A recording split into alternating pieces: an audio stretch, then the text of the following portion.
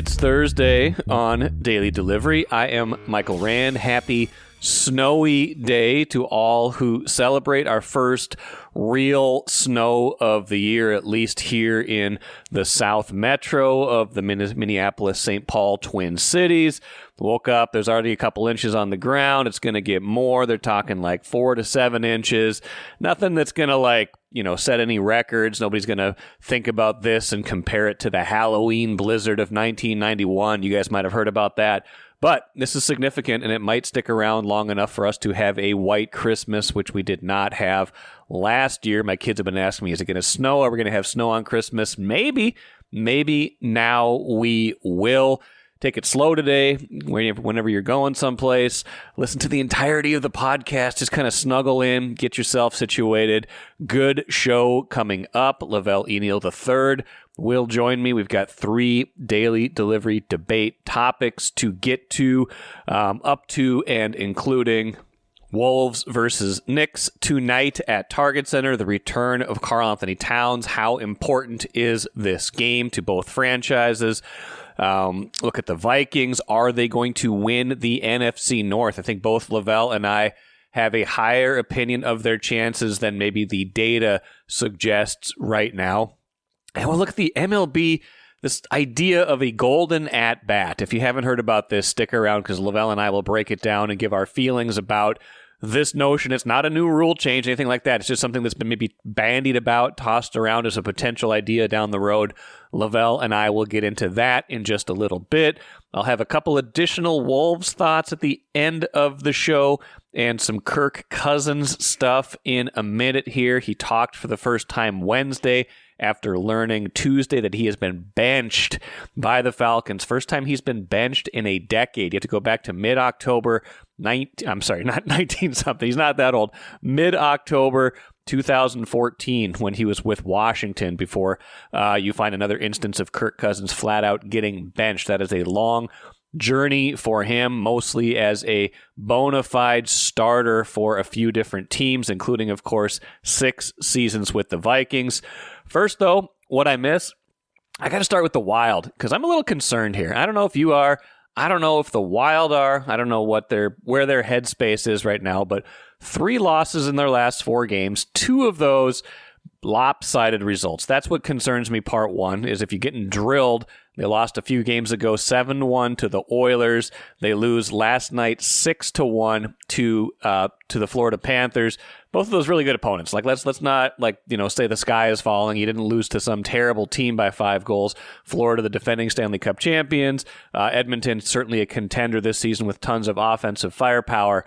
But the way they're doing it, the way they're losing, and the way the injuries are mounting on this team is concerning, especially when you take a little bit of a deeper dive into the data, as I did this morning, Thursday morning, just kind of looking like, hey, is this a blip? Is this just like a good team that had a few bad games? Or is this kind of like a sign that maybe they're a really good start where, for a little while they were the best team in the NHL, most points in the NHL. Like, is that sustainable?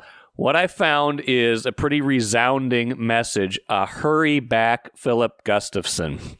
He's been tremendous this season, but he's been out for a few games now with what they're terming a short-term lower body injury, but more diagnosis on that still to come. I think, as long as it's short-term, they should be okay, even if they drop some games here and there. But, they had the rookie Jesper Wallstedt start the other day. He was okay, but they lost 3-2 to the Vegas Golden Knights. Last night, Marc-Andre Fleury played. Great guy, great career, but he does not usually draw the tough assignments these days. They lose 6-1. Got kind of lopsided late, but still 6-1, not the kind of game you want. Gustafsson has kept them in a lot of games this year, stolen some victories. And one data point really drives that home. Looking at hockeyreference.com on Thursday morning, the Wild have the largest difference between goal margin and expected goal margin, the largest positive difference between goal margin and expected goal margin of any team in the league in 5-on-5 situations. Right now this season, basically their expected goal margin is about even. They're expected to be scoring and giving up 62 goals in 5-on-5 situations, scoring and giving up. Instead, they are actually scoring 65 goals, so a few more than they're expected to be scoring, and they're only giving up 48 goals. They've only given up 48 goals this season when they're expected to give up 62 based on shot quality, things like that from the opponent. So their expected goal differential is about even. Their actual goal differential is a plus 18 at 5-on-5. That is by far the best in the NHL. Next best is the Winnipeg Jets at plus 14. So you look at that and you say, okay, that tells you that maybe they're playing somewhat above their skis. Like some of this could be, hey, you don't know exactly how this data is charted. They might have figured out kind of the high danger, the good chances, where they're shooting from, things like that might be better than what the data thinks it is, things like that. There could be something to that. But overall, what it looks like to me is especially that they're allowing 14 fewer goals in 5-on-5 situations than they are expected to be allowing. That tells me the goaltending, especially Gustavsson, has been awfully good, that they've been stealing some stuff in 5-on-5, and that really they should be more of an average 5-on-5 team. And if their penalty kill has not been all that great, there is some concern that if Gustavsson doesn't come back, and if they don't level up their play, even though they've been good this year, if they don't level up their play at some point here, this thing could turn on them to a more average, at least, setting for them as opposed to being one of the best teams in the league. So we'll withhold judgment for a little while. We'll make sure Gustavsson is able to come back. We'll see what the actual timeline for that is. We'll see if he continues to play as well as he generally has played this season, because that has been the number one factor in their resurgence. Last year, they were not a good goaltending team. Much different story last year. Last year, they were a -6 in expected goal differential, so they actually had a 6 goals worse than they were expected to have, and some of that showed up in the goaltending. They were expected to be giving up 149 goals in 5-on-5 situations. They actually gave up 163. So that's a -14 in the goal differential last year from what they were expected to be giving up versus what they did give up. This year, it's been a +14 so far this season. So that tells you that's a huge difference in how they're playing this season. They need to get back to that, and a lot of that is the health of Filip Gustavsson. Like I said at the jump, I want to spend just another minute talking about Kirk Cousins. I won't belabor this point, although Ben Gessling and I will go into this again on Friday's show. Kirk Cousins, kind of the career arc of Kirk Cousins, in addition to plenty of other Vikings topics on Friday's show. Cousins, though, on Wednesday talked for the first time since getting benched Tuesday. He's been on a real tough patch, 1 touchdown, 9 interceptions in his last 5 games. Actually, the last one of those was actually a win, a QB win. He did not play well, though. They showed very little faith in him. They turned things over to Michael Penix Jr. with their season still in the balance. They're 7-7. They have a chance at the playoffs if they can string together some wins and have Tampa Bay lose somewhere along the way. They can still make the postseason. So this is not like a future of the franchise move. This is a, hey, part of it is, let's see what we got, but part of it is, hey, we think Michael Penix Jr. gives us the best chance to win right now. Kirk Cousins talked to the media on Wednesday, again, for the first time since getting benched. Raheem Morris had said earlier in the day that Kirk had said all the right things. Here was Cousins on kind of where his head is at and everything related to the benching. All right, yeah, so Coach let me know yesterday that we're going to make a change at quarterback.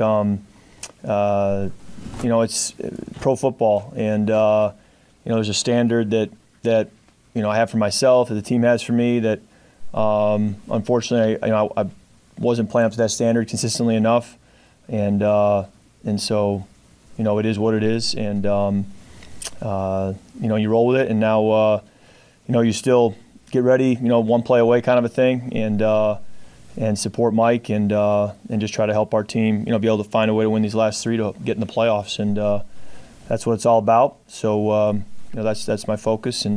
And again, I wouldn't expect him to react any other way. He's always said the right things, done the right things publicly. I'm sure this is hard for him to manage, to deal with. This is not what anybody would want when you lose your starting job in the NFL, but we'll see where this goes the rest of the way for the Falcons. It's going to be fascinating for these final 3 games of the regular season and then their off season. I'm just glad this isn't the Vikings having to deal with all this right now. It's daily delivery debate time.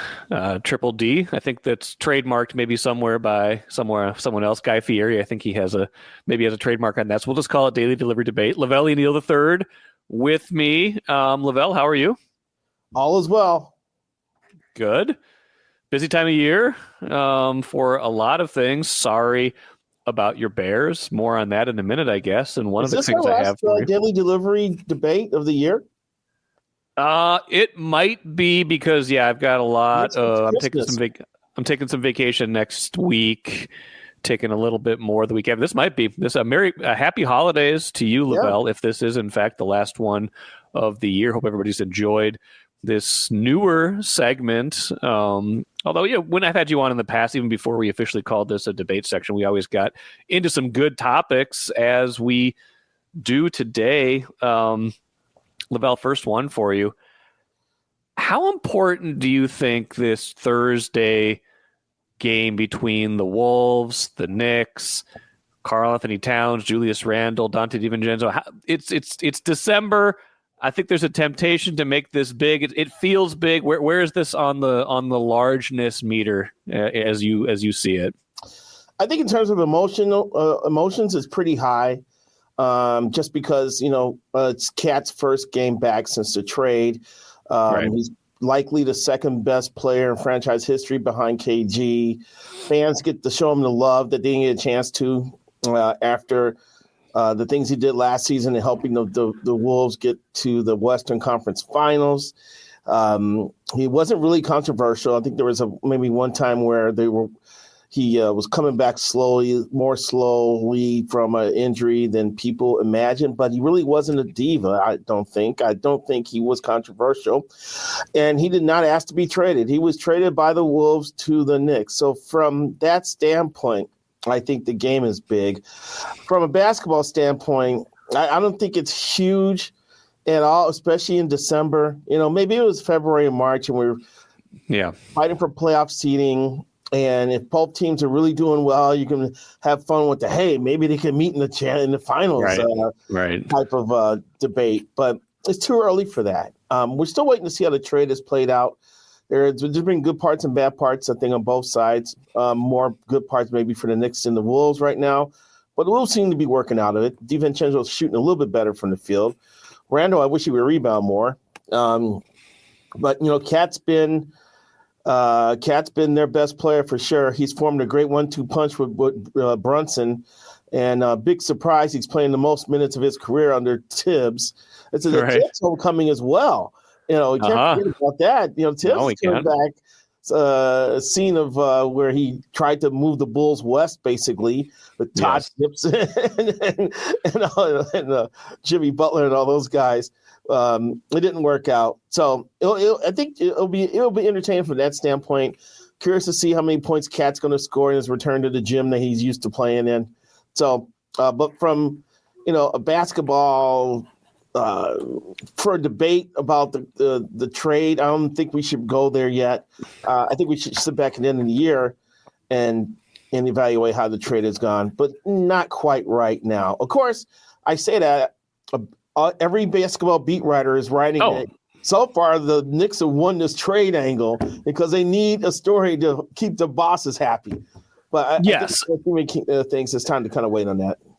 I think it's good for the Wolves in multiple ways that they come into this game having kind of figured this out a bit. Winners of 6 of their last 7 now. Defense, largely what's getting it done. And defense was not, of course, Cat's calling card when he was here. I think he was a functional defensive player, but, as soon as they traded for Gobert, moved him to power forward, the defense got a lot better. He didn't have to be the guy, and he has had to be the guy protecting the rim in New York. There will be a temptation, to be sure, to make some knee-jerk reactions on who won the trade based on how this single game goes. I don't think we should do that, but we always do that. Even even when the Vikings beat the Falcons a couple of weeks ago, it was more validation on the decision they made with Kirk Cousins, right? And, now Cousins has been benched in Atlanta, all sorts of stuff going on with him. But like, we want the instant reaction, even if right. Intellectually we tell ourselves, let's not go there.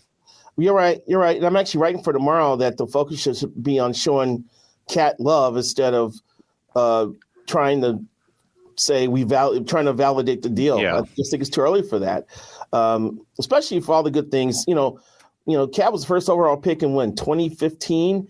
2015, yeah. He was a Wolf during some of the worst of times, and then the times where they came out of hibernation and become relevant again. So he's been part of the Wolves getting to where they are today, and that shouldn't be forgotten when he takes the floor tomorrow. Yeah, I think that's true. I do think there is something to that. I don't think I quite realized, and this is probably the framing that I have of his career. I didn't quite realize how much fans loved him until he was traded. And there was certainly a segment of us that got frustrated with the way he played, but the way he interacted, the off the court stuff, I think he really did endear himself to the fan base. And he was here for 9 years. I mean, this is a guy who, you're right, went through a lot here. And, I think that people will give him the appropriate love on Thursday night. This will not be a Jimmy Butler booing. This will not be anything like that. Like this was not a guy who forced his way out like a bull in a china shop. This is a lot of people who probably A, really enjoyed him, and B, some people who are still skeptical of the trade and wonder, even if they understand it, why it had to be made at this point.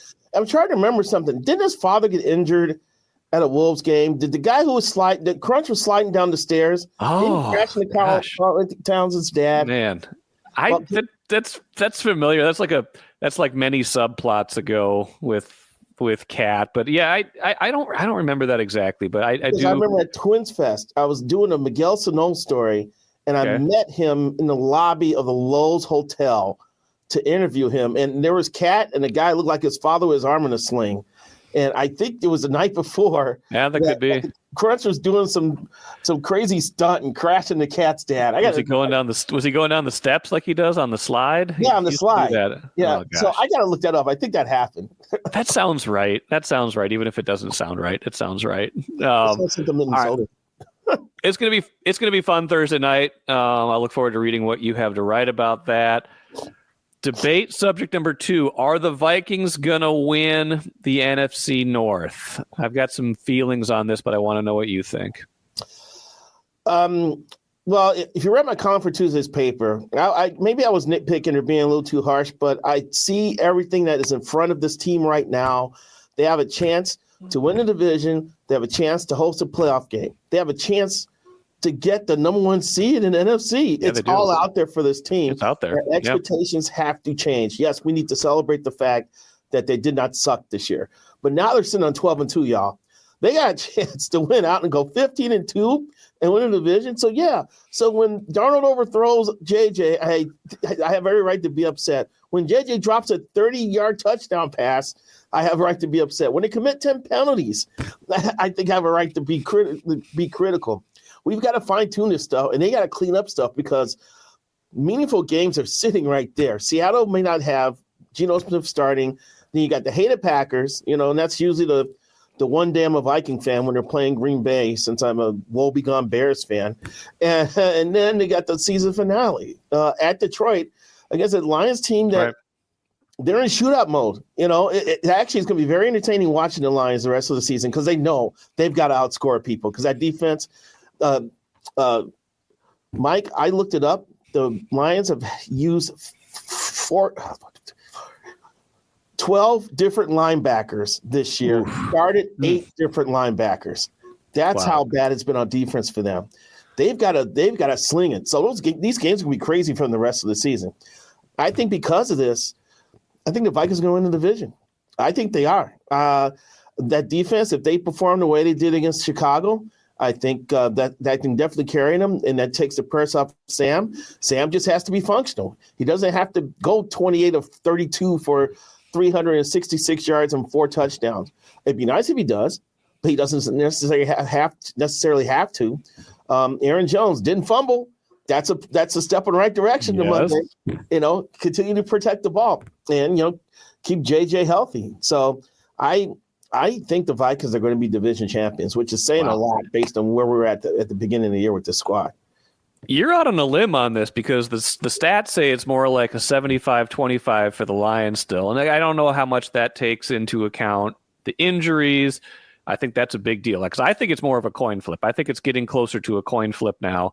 I think the hard part, of course, is the Vikings have a harder schedule, right? Like you could see them much more easily losing at Seattle or home to Green Bay before they go to Detroit than you can imagine Detroit loses to, I think it's the Bears and the 49ers. Now, both those are road games. Like, I'm not saying those are like automatic wins. You could see probably more of the 49ers than the Bears at this point, because I think the Bears may be in checked out mode a little bit. They're mentally broken. They're a broken, wounded team. They failed to score in the first half for the third consecutive game. Caleb Williams is running for his life. Before the game in the press box, and Brad Biggs, the beat writer for the Chicago Tribune, tweeted out, Braxton Jones out, Kieran Amagajidi is going to start at left tackle. I walked over to Ben Gessling and Andrew Craver and said, Kieran Amagajidi is going to start a left tackle, open the floodgates. And that is exactly what happened.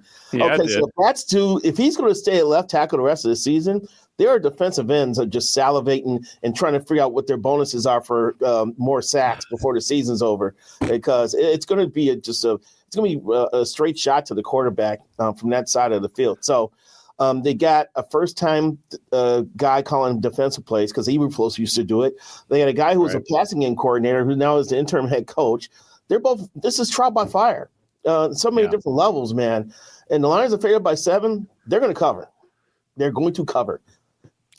I think you make a good point there in that the Bears have a different defensive play caller now, because I thought the defense was what was holding them together a lot when Eberflus was still there, and their defense was still pretty functional, and now he's gone. So I think there is that element of it. I think the thing that makes this a fair fight in the division now, of course, is Detroit has lost a game to Buffalo, so now they are even in the standings. It is feasible to see them winning out the Vikings and getting it done. But 2, of course, the Detroit injuries. If Detroit was at full strength, I would not in any way love the Vikings' chances. But I think what you said a second ago, too, is important in that this has gone from a cute little surprising, nice, unexpected season to, oh my God, like there's a chance to win this now. And the difference between getting a home field advantage and having to win 2 home games to go to the Super Bowl versus being a wild card and having to win probably 3 road games is massive. So I think the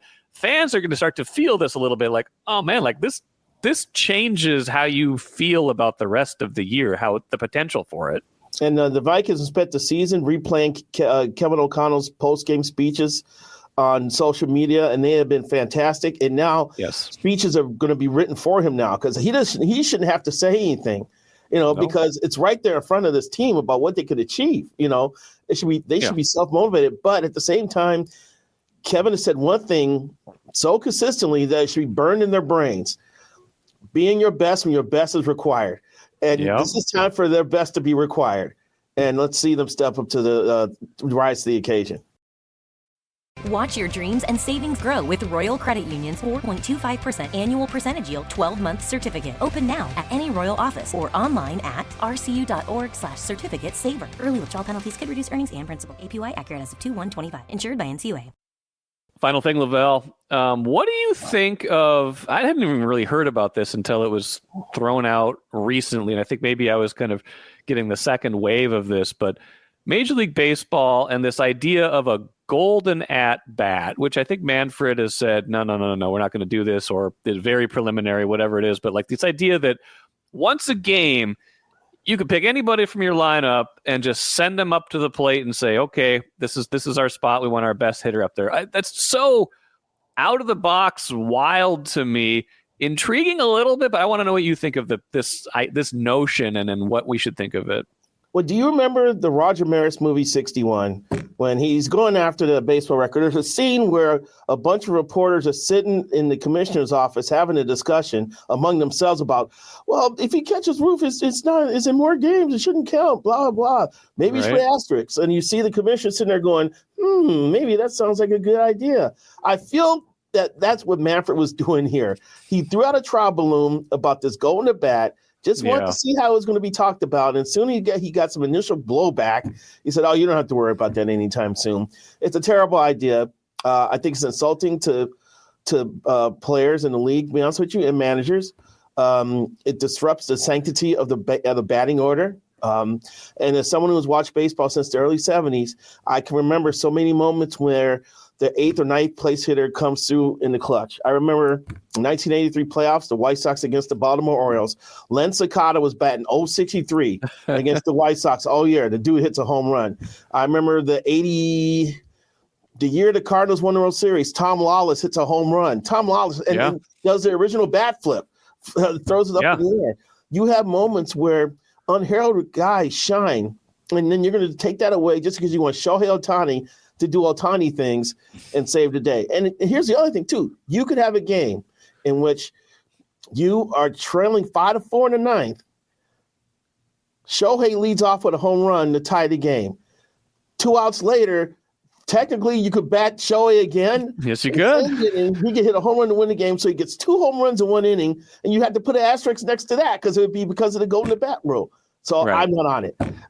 Yeah, I think it's a little bit too gimmicky for me. Like, it sounds fun, but the logistics of it are way more challenging, I think, than they might imagine. I mean, you could, if you did it with the same guy every game, like Ohtani, let's say this was back in the day where people actually played 162 games in a season, and you had one hitter on your team that played every game and was that good that it was the guy you wanted up every single time in this golden at bat rule.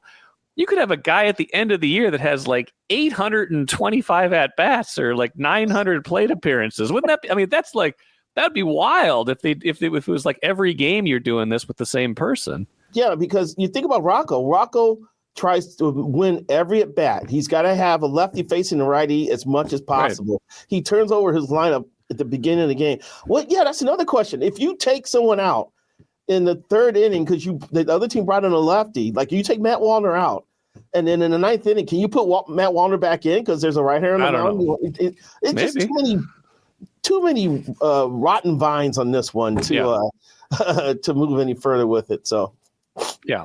It's a fun talker though. It got me thinking about baseball and just like how weird this would be. Like, I mean, like seriously though, like if you gave a guy an extra 125 at bats, like you could have someone hitting 80 home runs in a season, or you could have like someone with like 200 RBIs. Like the statistical 800 plate appearances. The statistical implications in the record book is, I don't know. Maybe you could say those records don't count, but why wouldn't they? As part of the game, I don't know. It's weird. If this year, how many more pinch hit at bats would Manuel Margot have? Yes, right. Yes, yeah, exactly. I don't know.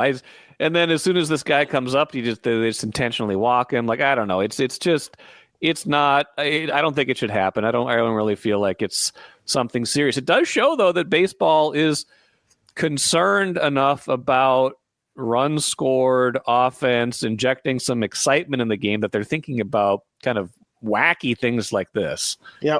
And, I think Manfred has a better chance of passing a rule requiring a starting pitcher to go at least 5 innings or your team loses the DH if you take him out of the game.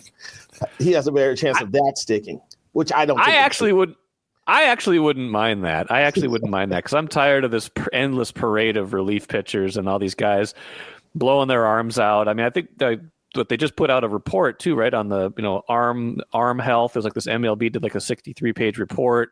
I kind of read the Jeff Passan summary of it on ESPN because he's been very invested in this issue. But yes, there's a lot to think about with the game right now that maybe needs to be fixed before we implement a golden at-bat rule. I know. Well, we're in the max effort era of pitching in baseball, and I think that they're chasing another mile an hour in velocity. They're chasing more revolutions per minute with their breaking balls, and it's putting more stress on the unnatural movement that is already pitching in baseball. That thing's going to lead to breakdowns. When you have high school kids having multiple Tommy John surgeries, it is concerning.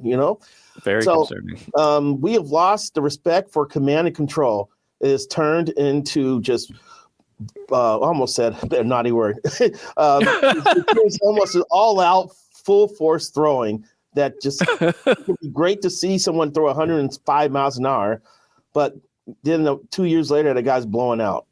Yeah, 100%. Well, I'm glad we agree. No golden at bat. Good stuff on everything else. Once we're off camera here, I'm going to ask you what the word was that you were going to say. Velle E, Neal III, appreciate it. If we don't see you the rest of this year, I'm sure we will reconvene in early 2025. Happy holidays, Happy New Year, and we'll talk to you soon. Same to you. Same to all of you out there. Great stuff, as always, from Velle. Appreciate him joining me pretty much every Thursday this fall for the Daily Delivery Debate segment. Feel like that's getting better and better each week, so continuing that in 2025 for sure. Let's finish with the cooler. One thing we talked about was Wolves versus Knicks. And I think Lavelle's right. We can't make too much about this. I'm sure there's going to be emotions, the homecoming, everything like that. What we can't lose in this is that both of these teams are playing pretty well. But these are two of the better teams in the NBA. And like Lavelle mentioned, strength on strength. Right now, the Knicks, according to NBA.com, are the third best offensive team, third best offensive rating in the NBA. The Wolves are the fourth best defense in the NBA. Both of them top 8 in net differential, net rating. So it's just two good teams going at it. Strength on strength should be fun. If you can get there, if you can brave the elements, get through the snow, or just watch on the comfort of your couch on the TV. That'll do it for me today. Like I said, Ben Gessling coming up on tomorrow's show. Until then, I'm Michael Rand. Have a great rest of your Thursday. Back at it again tomorrow.